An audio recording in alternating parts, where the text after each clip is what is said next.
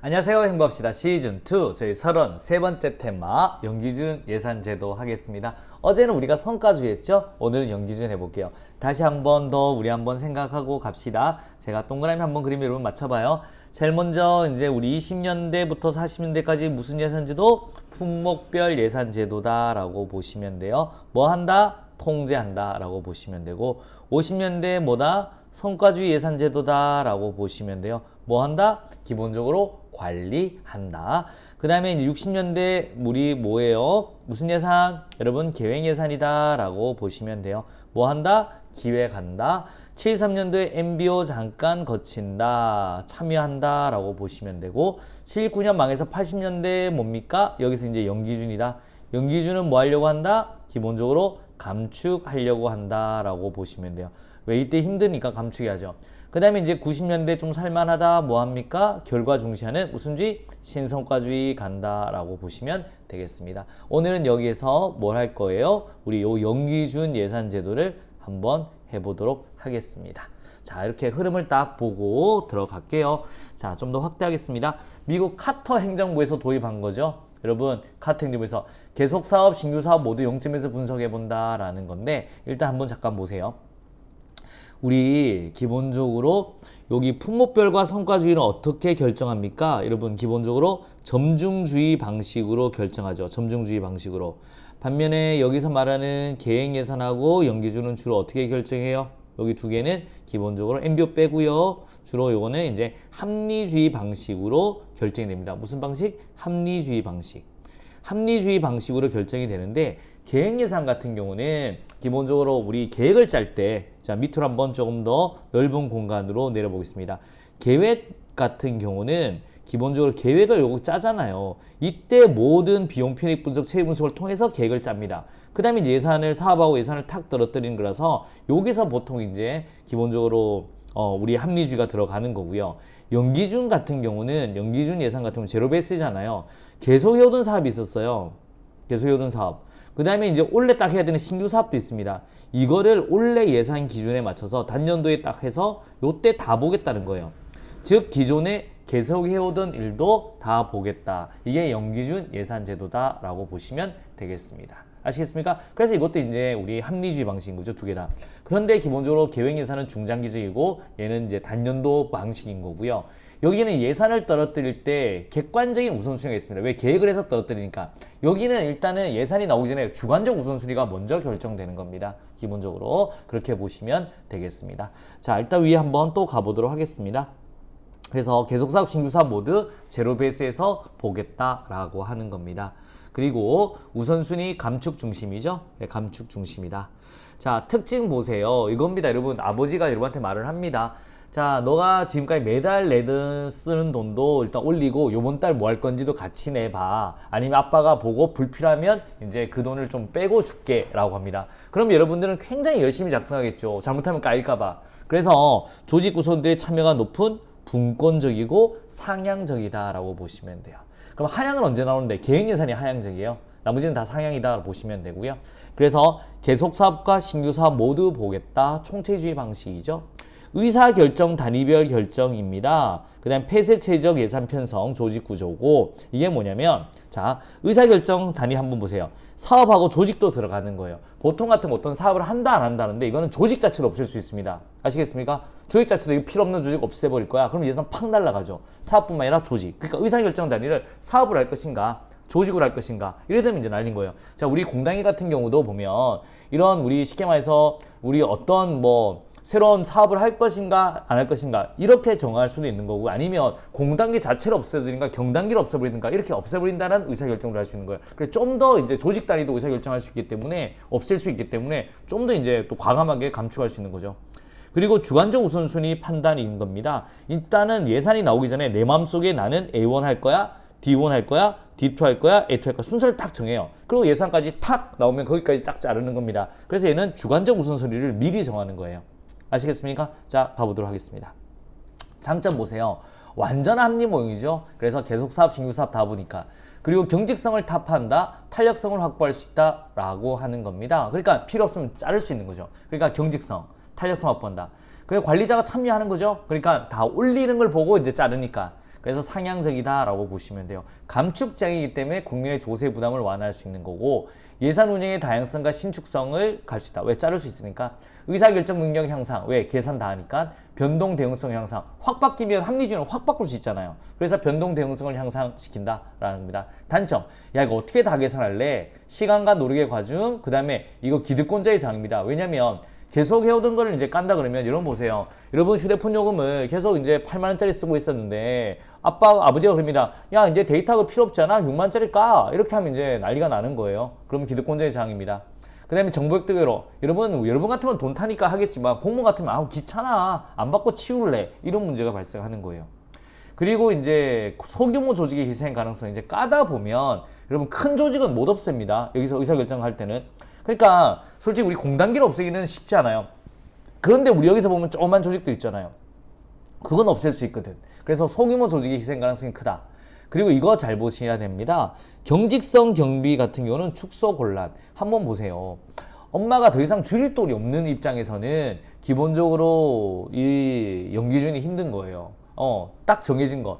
그거를 이제 어떻게 줄여요? 그런 건 경직성 경비가 너무 많으면 축소하기 힘들다. 그럼 이때 연기준이 힘들다. 그리고 계산 전략 어떻게 다 할 것인데, 그리고 비경제적 요인을 강구하는 게 여러분 우리 뭐 실제 여러분들 같은 경우는 여러분이 만약에 기부한다, 매달 기부한다 이런 거 같은 경우는 연기에서는 까버린다는 거예요. 그러니까 이런 경제적 요인 말고 비경제적 요인도 생각해야 되는데 그런 게 전혀 계산에 들어가지는 않는다라고 머릿속에 넣어두시면 돼요. 이렇게 이제 연기준 하는 건데, 자 한번 보세요. 일단은 조직도 있고 뭐 계속되는 사업 대한 의사결정 패키지 보세요. 보통 같은 어떤 사업을 한다 안 한다만 보통 정하는데, 이거는 이제는 계속 해오던 사업 같은 경우는 현행 수준을 할 것인가, 최저 수준을 할 것인가, 최고 수준을 할 것인가도 또 정해야 되는 거예요. 그래서 패키지란 말을 씁니다. 사업을 할지 말지 뿐만 아니라 계속되는 사업 같은 경우는 증액 대안, 현행, 최저, 최고 수준 어떻게 할 것인지를 또 정해야 되는 겁니다. 아시겠습니까? 이렇게 보시면 되겠습니다. 그리고 일단 예산이 나오기 전에 미리 나는 돈이 있으면 우리 A 대안을 최저 수준까지 할 것이고, 그 다음에 또 돈이 있으면 D 대안을 최저 수준까지 할 것이고, 또 돈이 더 있으면 현행 수준까지 D 대안을 늘릴 것이며, 또 돈이 있으면 우리 A 대안을 현행까지 늘릴 것이고, 또 그 다음에 돈이 있으면 B 대안 할 것이고, 쭉 우선순위를 정해요. 그리고 만약에 이렇게 예산 배정되면 여기까지 탁 사업을 하고 끝을 내는 겁니다. 이렇게 보는 게 연기준이다 라고 머릿속에 넣어두세요. 자, 1번부터 문제 바로 한번 가보도록 하겠습니다.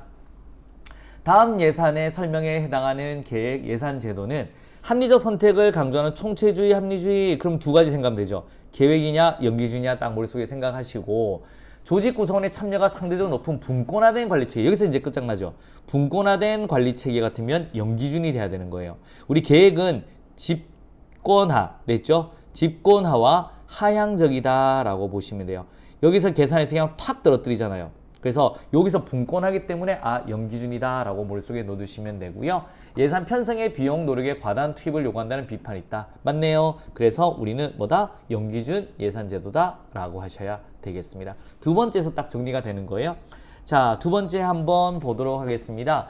연기준 예산제도의 단점으로 옳은 것만을 모두 고른 것은요. 자, 계산 전략의 한계 맞습니다. 여러분 어떻게 이걸 다 계산하냐 라고 하는 거고요. 그 다음에 또 한번 가보도록 하겠습니다. 정보 획득의 예로점 맞죠? 여러분 우리 싹 다 올려야 되잖아요. 오케이. 그래서 정보 획득의 예로점도 있습니다. 뭐 안 올리면 어떡할 거야? 이런 문제가 있는 거고, 예산 통제 예로, 통제 예는 별로 예로가 없어요. 통제하시면 됩니다. 여러분 그냥 통제할 수 있다, 감축할 수 있다. 이건 또 연기준 예산의 장점이 될 수 있는 거고, 경직성 경비로 인한 한계 맞습니다. 여러분 경직성 경비가 너무 많으면 이거는 연기준을 쓸 수가 없는 거예요. 왜? 깔 수가 없으니까. 그래서 경직성 경비로 인한 한계 맞습니다. 재정구조의 경직 아니죠. 재정구조의 경직화를 탑할 수 있습니다. 계속해오던 것도 자를 수 있기 때문에. 그리고 비경제적 요인의 강화 맞죠. 여러분 만약에 기부 같은 거 한다 그러면 이거 돈의 가치 경제적 요인으로는 당연히 까야 되는데 또 그러지 않을 수도 있잖아요. 여러분 힘든 사람이 더 힘든 사람 도와줄 수도 있는 거고, 그래서 이런 비경제적 요인을 강구한다 까지 보시면 돼요. 그래서 연기준 예산제도의 단점은 기역, 니은, 리을, 비읍. 정답 몇 번? 1번이 되겠습니다. 됐죠? 요 내용들 같은 경우는 한번 딱 정리 부탁드리겠습니다. 자, 이제 OX로 한 번 더 가보도록 하겠습니다. 연기준 예산은 과거 연도의 예산 지출이 참고 자료를 고려되지 않으므로 예산의 과대 추정을 억제할 수 있다. O예요? X예요? O 되겠습니다. 그러니까 제로 베이스에서 보죠. 그러니까 과거 연도의 예산 지출이 참고자료를 고려되지 않아. 왜? 제로 베이스 보니까. 그래서 과대 추정을 억제할 수 있다. 딩동댕동 맞습니다. 자, 두 번째 가보도록 하겠습니다. 연기준 예산은 최고관리자에게 각 기관의 업무 수행에 대한 보다 상세한 자료를 입수할 수 있게 해준다. O예요? X예요? O 되겠습니다. 왜냐면 아버지 입장에서도 여러분 용돈 주는데 야 매달 주는 거 매달 나가는 거 다 올려. 그리고 새로 할 것도 올려. 그리고 아빠가 보고서 한번 까든 갈게. 그럼 여러분들 자세히 매달 어떻게 쓰는지 왜 쓰는지를 다 올려주잖아요. 그러니까 최고관리자에게 당연히 각 기관의 업무 수행에 대한 보다 상세한 자료를 입수할 수 있게 해준다 라고 보시면 돼요. 상향이라서 맞고요. 자, 세 번째 한번 가보도록 하겠습니다.